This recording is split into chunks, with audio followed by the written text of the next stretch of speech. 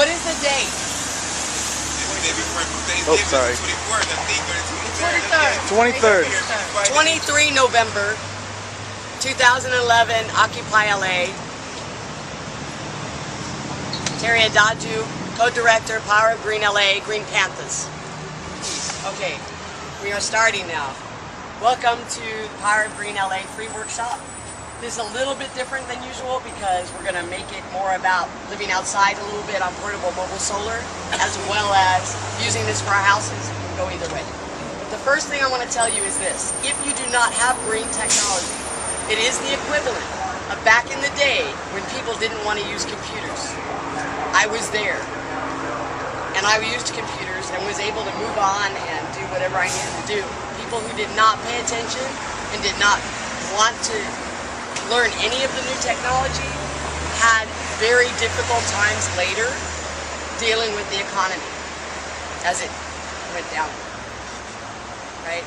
This is economical. This is not just, because we want to power our TVs. It's actually a big part of how we can sustainably live with our families and our neighborhoods. Excuse me, my voice is almost gone, so I'm just gonna keep trying to get it out of here. All right. Before we start, I'm going to go around and show you a word. Photovoltaic. See that word? Do you see it? Okay. Photovoltaic is Latin. Photo is by the sun. Voltaic is volt or energy. So energy by the sun. Photovoltaic. That is a word that people that created these solar panels started to call the solar panels photovoltaic, or the system of powering anything from the sun. So it's now a business language, for example. So it's photovoltaic, but nobody says that. It's too long and we're in California. So they shortened it to PV. So photovoltaic is shortened to PV. So instead of saying solar panel, sometimes people walk up and just say, oh, where's your PV? Get it? It's really important when communicating to buy your own stuff. It's very funny. If the vendors feel like you have information, then the price goes down. If they think that you don't know anything, the price goes up. So the idea is to have that language.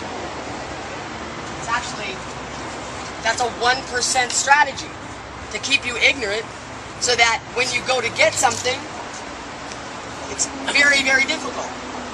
So in this case, you have the power of the language and the power of the understanding to bring the price really where it should be. And I'll show you in a minute what that is.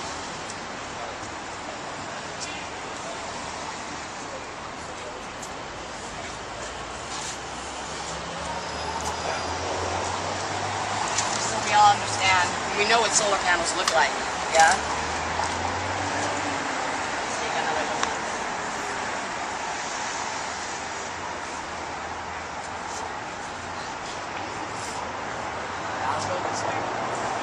Okay, solar panels you can make yourself.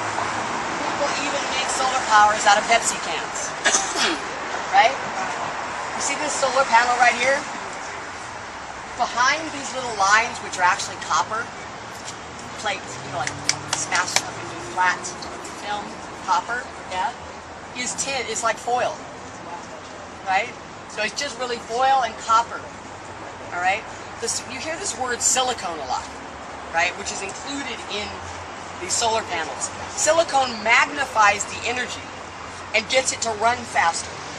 And so it's more powerful, and so you get more faster, meaning that you can fill up your battery with energy faster, or do what you do with the solar power faster.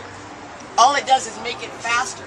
It is not, if you do not have silicone, it doesn't mean you can't have solar power. You can have solar power without silicone, but it just helps speed it up. Okay? Now, the glaze that's put on this panel does two things, or many things. One of the things it does is it could get really hot if you didn't protect it with something. Your hand would touch it and it would burn off. So the glaze protects that, and it contains the chemical, that makes the energy move a lot faster. There's chemicals, they chemically alter the silicone in which to make the panels. But you don't need to do that. You can make panels out of tin cans. their original solar panel is called a Fresnel lens. And you remember old televisions, the dish in the back, the clear dish in the back, or the milky white dish in the back? That's a Fresnel lens. You can use that to heat water, and you can use it to heat your house. And people did back in the day. NASA developed its original parabolic dish solar things off of that. That's where it comes from, is that technology. Right? So that's how they used to collect the sun. And then it's just gotten more and more. You know, they shrinks. They used to be really huge, giant things in the middle of a desert. You know what I mean? Now it's these little tiny things, and it's even smaller than that. You don't get that big. Right? Okay, now I personally am a specialist in portable energy. Solar, wind, biodiesel, whatever it is.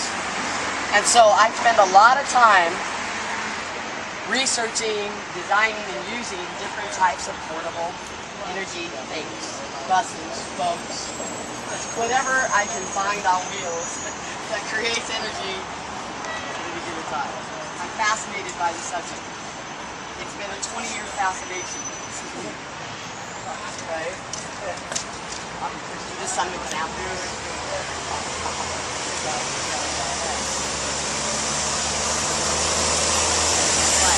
Now, portable solar, here you go. There's stationary solar, which you're used to seeing on the top of people's houses, or on big metal pipes, you know, like poles, and then stuck around the poles. That's stationary solar, right? Or stationary energy, because you could be using wind, you could be using solar, you could be using biofuels, right? In our case, we do all of that, but it's always got to have wheels so you can wheel it around, right? The great thing that we realized when doing houses was that by it being portable solar on trailers, which is how we did it up till now, it was always trailers, is that the trailer was a licensed vehicle, and you could actually park it in your driveway, power your house without permitting. You didn't have to pay insurance for someone going up on your roof. It was not a home improvement. And so when we realized that, it was like, wow, look at all the things we could do for a house without spending that extra money, right? Then we started researching, you know, how much power you really need for a house, right? And how can we condense it so, like, if somebody can't do a 30-foot trailer in their garage, you know, in their driveway, well, now we've got these boxes, and these boxes can go like on the side of every house. You have like a little shed, and there's stuff in it a lot of times against the wall, right? Well, now you can put these boxes in there and power your house. You can put the solar panels anywhere, and I'll explain one little thing. When you have solar panels that go with this box, it's one at a time, could be two at a time, could be three at a time. It just takes more plugins, right? Now you could have these generating the power independently or run them linked together in a series. What I have found independently is that I can power different places anytime I want, and I don't have to bring the entire thing over to each spot. So I've changed the design of I think we're in the middle of, I think the whole world is in the middle of changing their mind about what is appropriate on energy, you know, providing energy for wherever you live. The other thing about America is over 40% of America, guaranteed, I stake my life on it, is on the road out of their houses next year. Okay, so in some capacity, whether they foreclosed and they're staying in their houses, and they really would be best for them not to be using the electricity, yeah, because of that political problem, because of that legal problem they're having, or they're actually families out on the road in their RVs going from job to job, which there are already many people, or tent cities, which are sprouting up all over America.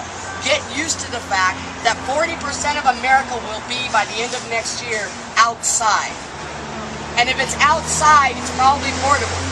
America becomes very mobile. And if America is going to become mobile, or people have shifting houses, for example, they get foreclosed on, they move to another house, it's a rental, they move again, probably a lot of that will be going on as well. And so the idea is to create energy you can take with you personally, for you and your family, wherever you go. So it may be great, maybe you'll be in your house for 10 years, maybe you won't, but it won't matter because you have your own energy. And that'll at least take that off of your head. You don't need to think about that anymore. Nor do you need to pay electric bills. So, you know, that's not all the problems we have in the world, but that's a big chunk. And if you have less problems, you have less issues. If you have less issues, you have more free time for yourself and other people, and you actually relax. You get less stressed, and there's less fighting, and there's less everything. You know, all that craziness. And so this technology is extremely important sociologically, for society, for all of us. All right, size does not matter. It doesn't matter how big a solar panel is. All of the solar panels in the top row are 30 watts. Okay? You see they're all different? You see they're all different? So they could look really, really different, but they could be just as powerful. There you go, Ginger. You see that?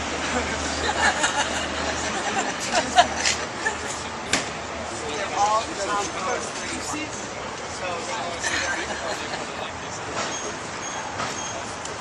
all right, I know that the solar backpack is in here. Okay, now we make solar backpacks. Yeah? I'm sorry, do you have the 200-watt little baby one? I can go get it if Seven will come grab this camera. Yeah. Seven. Can you, maybe? Yeah, okay. Thanks a lot, dude. I'm sorry I didn't bring that out to show you. This is very important to you. I don't even know where it is now.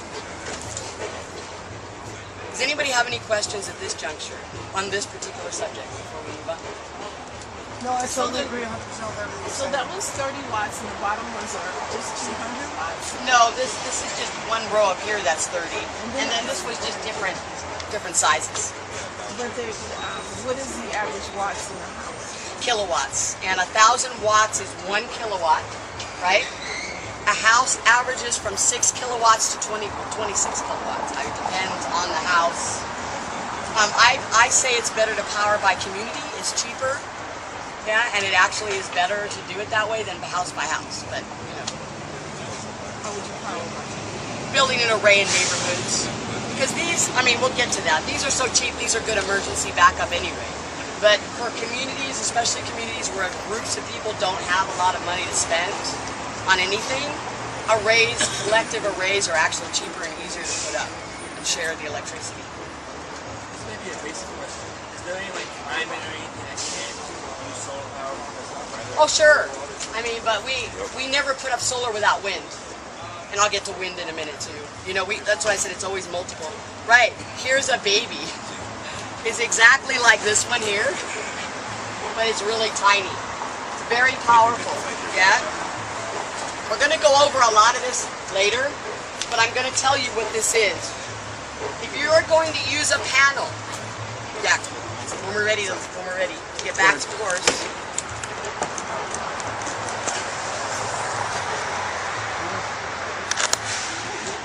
Is there a mount actually? Okay. All right, everybody. Ready? This is an inverter. You can't plug your telephone into this panel unless you have one of these in between you and the panel. Okay? The reason being is that this inverter, the energy comes out of the panel as direct current. Right? And you need alternating current or AC to power your cameras and your telephones. And so this little box does that for you, or that big box does. This is 200 watts. This is enough to run a couple of laptops, 4 telephones, and maybe a small television from your backpack. Yeah, it's great. It's like, you know, a little model. It's 200 watt, which is a lot actually for a backpack. Backpacks are usually like only, 30 watts or less, or sometimes they're only 5 watts, which you can't run anything really on that. In this case, this happens to, go in the car as well. If you're driving in a car, yeah, you can plug this in and then also from your battery from your car run everything. It's an inverter. All it does is take DC and turn it to AC, whatever the DC is. Right? Yeah, it is kind of cool. Run your laptop in your car and everything, charge up everything. Yeah, it's kind of cool. Yep. Oh, and they're like, literally, we buy these for like 20 bucks. 20 bucks? Oh yeah, they're real cheap. I think they were on sale for $17.95 at that moment. So I grabbed a bunch of them. So it's not too difficult to get it. Okay. And that's what we're going to talk about next. That's all. Okay, now, I'm going to show this. Right? There is on the grid and there is off the grid. On the grid is when you're tied into the already existing electrical grid that you pay for in your electrical bill. You know when you get your electrical bill, the bottom of it, the whole bill is from a company. which is the power company, right? The word power company itself, let's think about that for a minute. It's called a power company. Sounds like a company that has all the power. Wow. Really take a look at that for a minute. This is on the grid and off the grid. So one's on the grid and one's off the grid. Right? All right. Let's talk about being on the grid. You are owned by the power company. That's why they're called power companies. You're owned. You pay them rent in which to exist because energy, without energy is being stored. You really can't exist in this particular society the way it's built. You are not owning your life at all. You are renting. So in order to move your condition from renting your life to owning your life, you would have to figure out a way to create your own energy. And the energy can be translated into a lot of things, not just solar, wind, and biodiesel, but your own energy in your body, your own day, your own time. That's energy too, yeah? And so the idea of using off the grid, coming off the grid, is owning your own energy. Time, owning your own time, owning your own space, yeah? Owning your own everything. And why would I say everything? Well, this is a generator, a solar power generator in this case. I could run a power tool off of this generator to build my house. I could run a sewing machine off this generator to sew my clothes together, maybe from scraps, and put clothes on my whole family. I can run my pump for my system of growing food, right?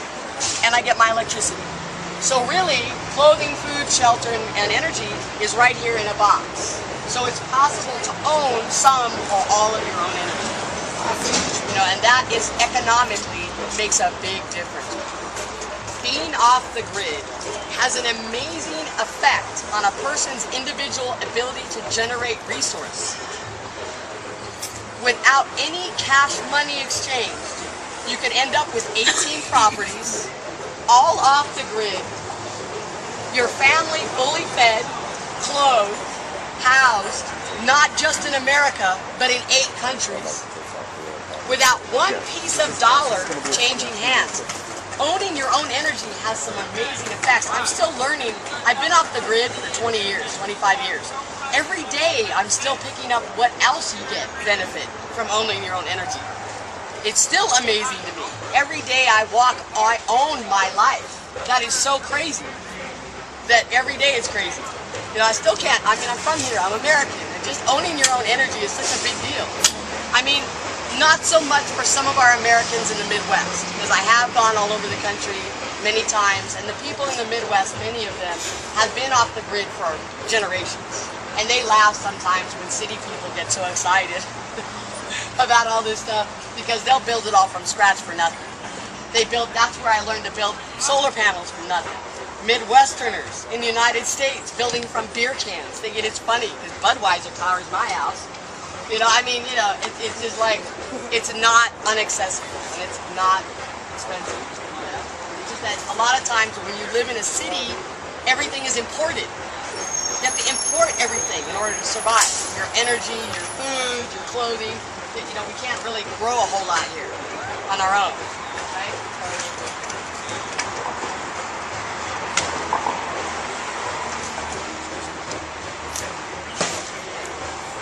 Solar ovens. These are solar ovens. They cost about $3 to make. You know, you go through junkyards and really quite, you know, almost build them for nothing. I mean, they sell them in Army and Navy stores for like $7. Not big ones like this, but the equivalent of.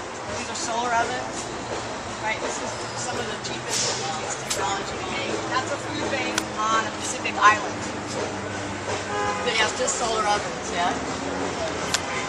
And it just works just like an oven, you know, just like a stove.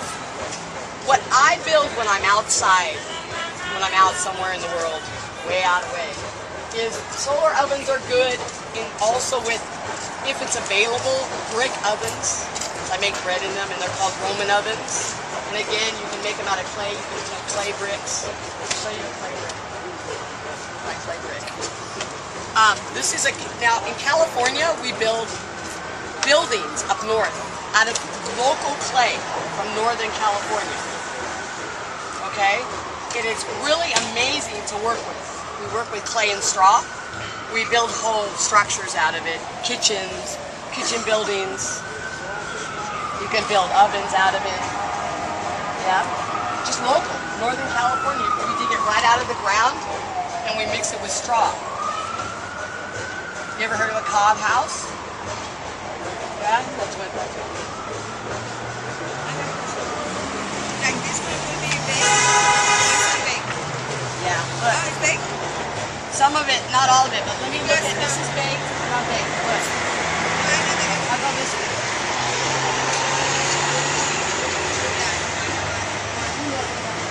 No, I know that was no, because the question that I have. Hold on. This is a beginning class for solar. Well, We're not doing that for building. Yeah, I know. I'm a beginner too. Alright. See how big those houses are? You know, so if you're worried about the glamour aspect, you're really, honestly, I've seen some people's houses, okay? Somehow they take the word eco building and turn it into Bel Air, you know, on their own. I built myself, I use yurts. I don't use this kind of building myself, but I use yurts actually, which are, they're actually temporary structures that I put up that also last through the winter, right, with canvas and wood and a lot of other things, miscellaneous stuff I find. And we built one, we put 8 of them together to make an 8-bedroom house. And with all of the secondhand timber and the secondhand canvas and patching the canvas and doing everything we did, we were able to power it and build it and everything for less than $3,000. It's our family house. I mean, it's kind of like a patchwork thing. You don't have to do all of that, but that's what we did. So it's really an inexpensive way of living and having your energy. And yeah, in the beginning it was very bare. You know, it looked very, very bare and very natural. And then my son brought in a 52-inch television, and that just, you know, filled up his room with like recording equipment. And we have a picture of it somewhere. I'll have to get it out.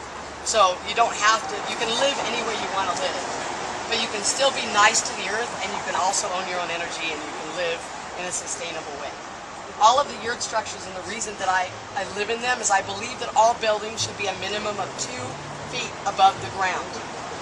I don't think that we need to have super impact on the ground every time we build a building. I like the fact that things grow underneath the house and everything continues to live and grow, and I live on top of it.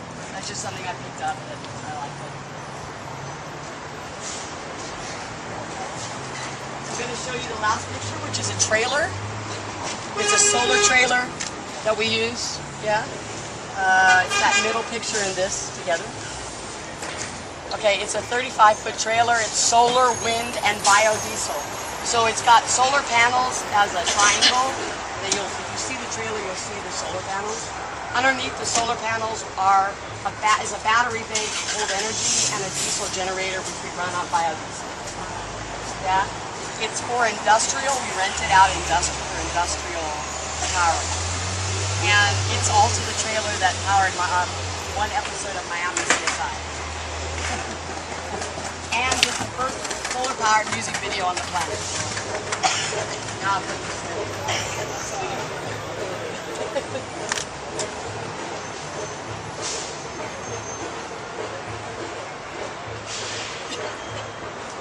This is predominantly a solar class, but I'm just going to show you a couple of visuals. What? On aquaponics. I'm just going to show you a couple of pictures because I'm just going to introduce that subject. That'll be our next workshop, is aquaponics. It's very important. As you can see, we're gearing everything towards urban, like the power, the food growing, everything towards being in the middle of a city.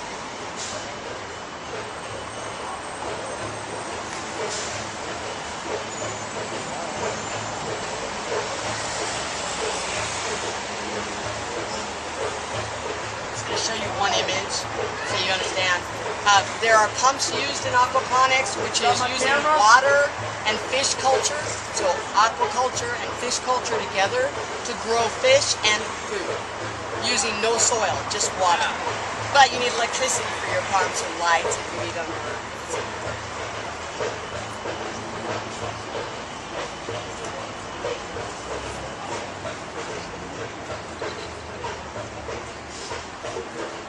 Picture is the far right hand corner, the blue. In the big tub are the fish, and then you see where the plants are growing from. See the one down here in the corner? The blue one? In the brown blue tub are fish. Yeah, like tilapia. Tilapia a lot. And then there's the plants next to it. I'll show you how that works. Tub part. Remember last night you were trying to give me that project like